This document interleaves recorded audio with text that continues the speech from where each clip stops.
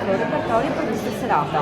Allora, questa sera toccheremo tanti classici, Osvaldo Pugliese, anni 50, Mariano Mores, ma soprattutto tanti di Astor Piazzolla, l'autore diciamo che ha fatto conoscere il tango nel mondo, soprattutto i musicisti colti hanno conosciuto Piazzolla attraverso la sua musica.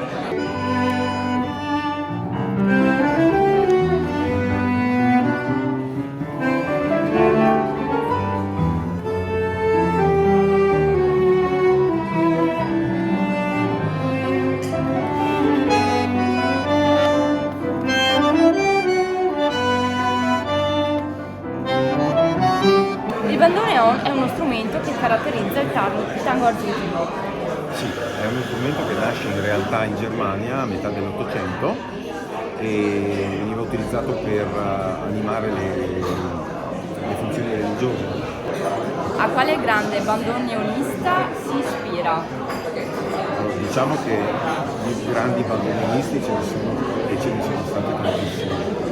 Il primo che ovviamente salta in mente è Astor Piazzolla, però devo dire che una grossa influenza me l'ha data Dino Saluzzi, però insomma, il nome, quello che salta in mente come primo nome è sicuramente Astor Piazzolla.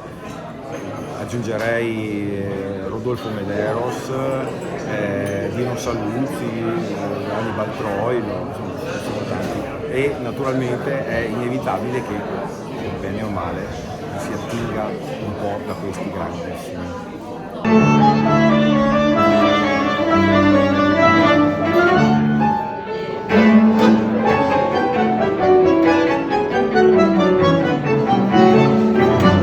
Quanto è importante l'utilizzo del violoncello nel mondo del tango? Allora, l'utilizzo del violoncello nel mondo del tango diciamo che è arrivato un po' dopo, che all'inizio nell'orchestra del tango c'erano la sezione dei violini, poi sono arrivati i violoncelli, poi con José Bragato che è entrato a far parte del gruppo di Piazzolla, il violoncello ha acquistato una vera importanza.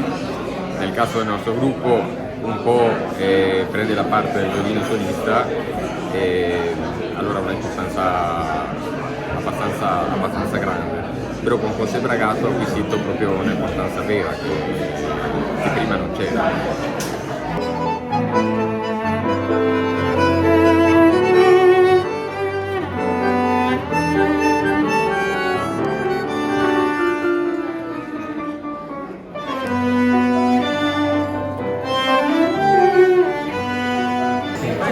Quali sono le vostre aspettative per questa serata? Diciamo che vogliamo ascoltare buona musica e provare il piacere di sentire il tango e non solo di ballarlo. Qual è invece il suo pezzo preferito? Beh, penso proprio l'orchestra Pugliese in assoluto, Sarli e... Appassionati di tango, cosa vi aspettate da questa serata? Perché ascoltare della musica di qualità, e i musicisti la promettono anche, e di passare una serata con delle musiche diciamo non ascoltate facilmente.